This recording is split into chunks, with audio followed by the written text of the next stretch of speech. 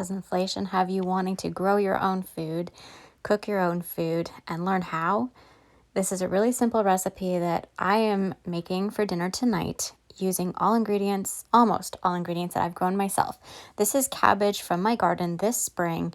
I had a couple small heads of cabbage when I harvested, so I decided I was going to make fried cabbage. So in this pot, I have 4 chopped up pieces of bacon. Actually, I think it was only 3. And then I diced up into bite-sized pieces the cabbage. I took the core out of the cabbage. I also am making potatoes, so I sliced up some potatoes that I had from last year's garden from my storage bin. And so basically what I'm doing is I'm just taking the potato slices and portioning it out into 3 portions into tinfoil. And yes, I know, don't use tinfoil, blah, blah, blah. I'm using tinfoil today because I'm putting it on the grill, so whatever. I'm using salt.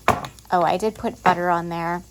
I'm using pepper, and I'm going to use the same seasonings over and over. So salt and pepper would be the 2 ingredients that I would buy because I can't grow or make it. But this is granulated onion, and I usually do make my own granulated onion, so this is something I can make and grow myself. And this is granulated garlic, which is also something I can make and grow myself. This is some I bought, but very easy to season. And basically what I'm doing is I'm wrapping this up in tinfoil, and I am going to put it on the grill. It's a lot easier with 2 hands. However, I did get a lot of practice doing this when I broke my arm, so I can multifunction videoing and roll up a potato at the same time. I feel like it's almost a superpower. So basically, I want to make it a little pouch where there's steam. It's not crunched really tightly together. I want it to be a steamy little potato packet. So you'll notice I'm not scrunching it together. I'm just scrunching the ends to make it so that there's airflow inside the potato. Better go check that bacon and make sure we're not burning it. Just giving it a quick stir. It's on medium-low heat. And I want it to cook up to not be crispy, but almost be crispy. These are the juvenile chicks that I incubated this spring. Some layer hens to replace my old hens. Naughty birds. So I'm just plopping the potatoes right on down on the barbecue. You could do this on a fire if you wanted to. If you're trying to cut costs and you have some spare wood in your backyard and you want to cook it on a fire, have at her. It works the same way. So I can see that the bacon is just about done, so I'm going to add the cabbage into the pot. If there's a lot of grease, I do take a little bit out. I don't want it to be too greasy, but I do like the bacon fat in there to cook the cabbage in. So I'm just giving it a nice stir. Very simple. There's no right or wrong way to do this. This is the way Grandma used to do it. And her the people before things were fancy, we had drive-through restaurants. This is typically, how you cook. So basically I'm adding the same 4 ingredients that I added to the potatoes, which is granulated garlic, granulated onion, salt, and pepper. Now, if I had gone out to the greenhouse, I could have harvested an onion. I didn't feel like it. I could have found some garlic and minced it up and put it in there. I didn't feel like it. So I just used what I had right beside me, which was really convenient because, convenience is always the key, simple and easy. So I did cover this, and I decided I wanted to use this apple. It was kind of getting wilty and it needed to be used up, so I just diced it up and hucked it on into the pot. This works too. I often do this where I don't cook the bacon. I just put it in, chopped up, and then I layer this stuff and then pop it in the oven. And it works the same way, but today I'm just cooking it. These are cranberries I found in the back of the cupboard, which you could very easily forage for cranberries and dry them yourselves or use fresh. You could use any type of sweet type of fruit or vegetable you want. You can put whatever you want in here. I did add a couple of tablespoons of water so it could steam, and I covered it. Pork chops. These are bought. We don't often buy pork or we don't often go to the store, but for whatever reason today I really wanted pork chops. I haven't had pork chops in about 6 months, so I was craving barbecued pork chops, and so it was easy to do. I am seasoning them with the exact same seasonings that I used on all the other two things: salt, pepper, granulated garlic, and granulated onion.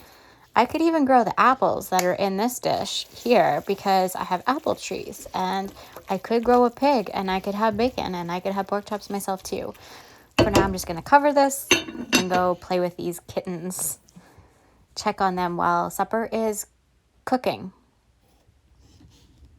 These guys are, what's today, 10 days I've had them. This one's eyes just started opening, and it's getting pretty strong on its legs. It's not just wiggling around to get to where it's going anymore. Life on the homestead. You get to do all kinds of fun things, including be a cat mom or dad, cat dad. Just checking to make sure nothing's burning. Looks good. Let's see what the guineas are up to. They're hanging out in their hangout spot. There's an anthill over there. They like to just chill, get some snacks, have a good time. I decided to put some barbecue sauce on these. I usually would use homemade barbecue sauce. However, for this, I just love bullseyes. It's just a thing. So tonight we're having bullseye barbecue pork chops. And so yeah, I'm just kind of smothering this all over. Doing it this way, you got to be careful. I see it, there's a flame. I knew it was there when I was doing it, and obviously I wasn't that careful, but don't do what I do because it's likely you will get burnt if you do what I just did. So before you go and start working over a grill like this, make sure there's no flames, and make sure that there's no grease that's going to fall on the flames like what I did in this video. So don't do what I do, just be inspired. Don't copy. So I am going to put barbecue on both sides. So you have to be really careful not to burn yourself here on a grill like this. If you're new to grilling, I keep thinking Chaz is going to watch this video and take instruction, and I'm like, oh, this makes me cringe. But I'm sure that most people that are watching have used a grill before, but there's things that sometimes you get in a hurry and don't think about, and you can burn yourself very easily. So always be cautious. For the potatoes, you'll notice that they're off to the left. I'm not really, I have them turned on low on that side of the grill, and I don't gauge how long. I just kind of go till they're soft.